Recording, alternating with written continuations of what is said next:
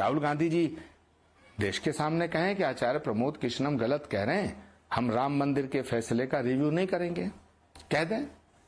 और राम मंदिर छोड़ो, वो 370 को दोबारा लगाएंगे। अगर 4 महीने की भी सरकार बन गई तो 370 भी दोबारा लगाएंगे। आप नोट करना, मैं ऑन रिकॉर्ड कह रहा हूं, मेरी बात को पूरा देश सुने। और राम मंदिर के फैसले का रिव्यू कराएंगे।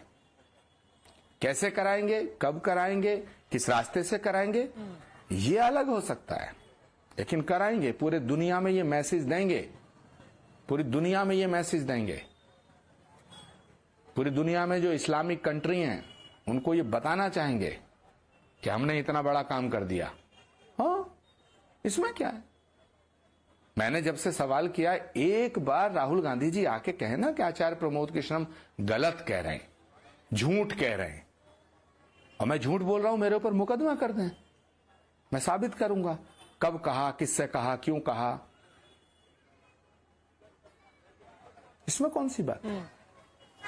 जो डिस्कशन हुआ था, थोड़ा सा आप उसका डिटेल देंगे, क्योंकि आपने बोला है सुपर पावर कमीशन, क्या डिस्कशन था ये?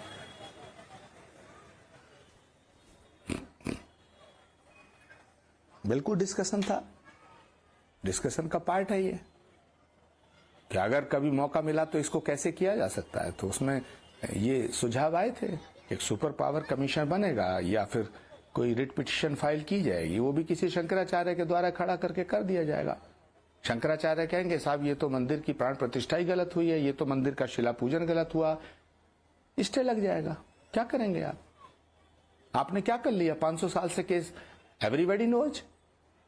ये वही कांग्रेस है जिसने पाकिस्तान ने जब बंबई पे हमला किया, पूरी दुनिया ने देखा, गोली तड़ातर गोलियां चलाते हुए, देखा नहीं देखा। कसाब को गोलियां चलाते हुए देखा नहीं देखा। हेमंत करकरे शहीद हुए, आपटे शहीद हुए, हमारे कितने पुलिस के ऑफिसर शहीद हुए, हुए नहीं हुए, सारी दुनिया गवाह है। तब कांग्रेस ने कह दिया कि ये तो पाकिस्तान की साजिश नहीं लगती, ये तो आरएसएस की साजिश लगती है। ये बटला हाउस कांड पूरी दुनिया ने देखा, मोहनचंद शर्मा शहीद हुए, क्या कहा गया कि एनकाउंटर फेक है। क्या कर लिया आपने, क्या कर लेगा देश। सरकार में बड़ी ताकत होती है। मैं फिर कह रहा हूं, मोदी है तभी तक मंदिर है, गलतफहमी में कोई ना रहे। मैं उस पार्टी में 32 वर्ष रहा हूं।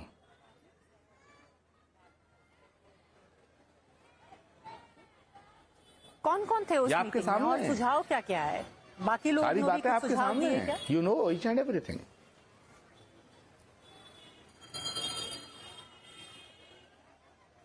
राहुल गांधी जी का बयान आने दीजिएगा, मैं सब बता दूंगा। लेकिन जो सवाल आप मुझसे कर रहे हैं, ये एक बार राहुल जी से पूछिए कि आचार्य प्रमोद कृष्णम ने ये कहा है, क्या आपका इरादा ऐसा था या आपका इरादा ऐसा है। अगर नहीं है तो एक बार देश के सामने कह दें कि हमारी सरकार अगर बनती है तो हम अयोध्या का बिल्कुल रिव्यू नहीं करेंगे। अगर हमारी सरकार बनती है हम 370 को दोबारा लागू नहीं करेंगे, कह दीजिएगा, कह दें। वो अभी भी नहीं कहेंगे क्योंकि उनके मन में बहुत खतरनाक इरादा पल रहा है, बहुत खतरनाक, जो देश के खिलाफ है। एक बार भी राहुल गांधी जी ने यह कहा कि सनातन को मिटाने वाली बात गलत है, एक बार कहा। आप मुझे बताइए ना, कहा रिएक्ट किया है पवन खेड़ा, कांग्रेस के प्रेसिडेंट है मल्लिकार्जुन खड़गे, बहुत क्लियर है, कोर्ट से वर्डिक्ट आ गया है। प्रेसिडेंट है मल्लिकार्जुन खड़गे। छोड़िए ये सब दिखावे हैं, ये सब दिखावे हैं, ये सब दिखाने की चीजें हैं, ये हिंदुओं को बेवकूफ बनाने की बातें हैं। मल्लिकार्जुन खड़गे तो कांग्रेस के प्रेसिडेंट हैं, उन्होंने क्या कहा पब्लिक मीटिंग में, अगर दोबारा से मोदी प्रधानमंत्री बने तो सनातन की सरकार आ जाएगी। ये मैंने कहा क्या, ये खड़गे जी ने कहा, ये कांग्रेस के अध्यक्ष है। उन्होंने एक बार कहा कि मैं अपने बयान पे शर्मिंदा हूं, बयान पे माफी मांगता हूं। खड़गे जी के बेटे हैं प्रियांक खड़गे, कैबिनेट मिनिस्टर हैं, उन्होंने कहा सनातन इज ए डर्टी वर्ड, ये तो डर्टी है। जिन लोगों के दिलों में सनातन के प्रति इतनी नफरत है वो कैसे बर्दाश्त कर रहे हैं इसको, वो कैसे बर्दाश्त करेंगे।